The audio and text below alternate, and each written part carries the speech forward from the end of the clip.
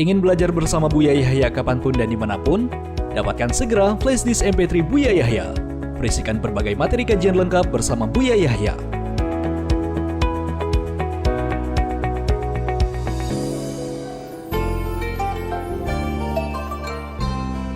Assalamualaikum Buya. Saya hamba Allah ingin bertanya Buya.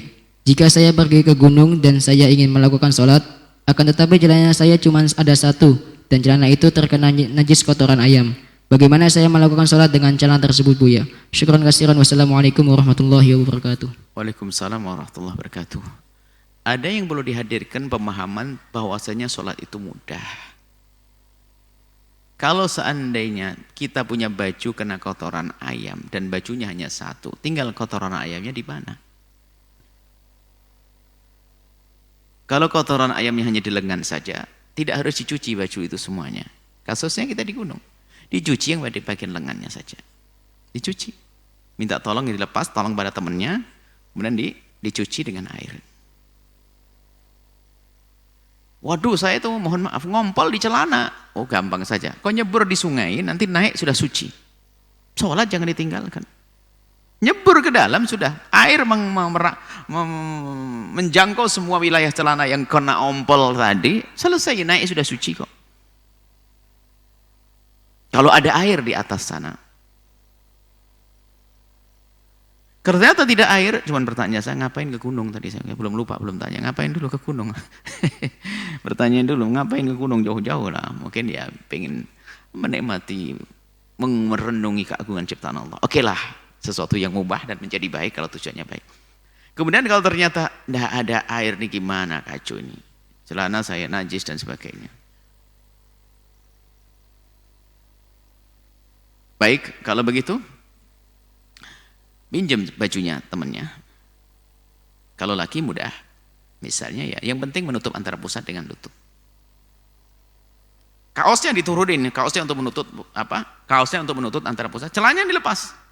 Tentunya terlepasnya di saat tidak ada orang supaya tidak melihat auratnya, diganti kaosnya. Kalau ternyata nggak ada, ya mungkin gantian dengan temannya. Kalau ternyata nggak bisa, cari tempat yang sembunyi sunyi, tidak ada temannya, sholat di situ dengan tidak pakai baju, karena sholat dengan pakai baju adalah diperkenankan di saat tidak punya baju lagi dan tidak wajib mengulang. Seperti itu. Tapi jangan sholat nggak pakai baju di depan kawannya, bukan begitu. Pindah tempat. Kan gunung, hutan, nggak ada orang, dibalik begitu, lepas sholat, selesai.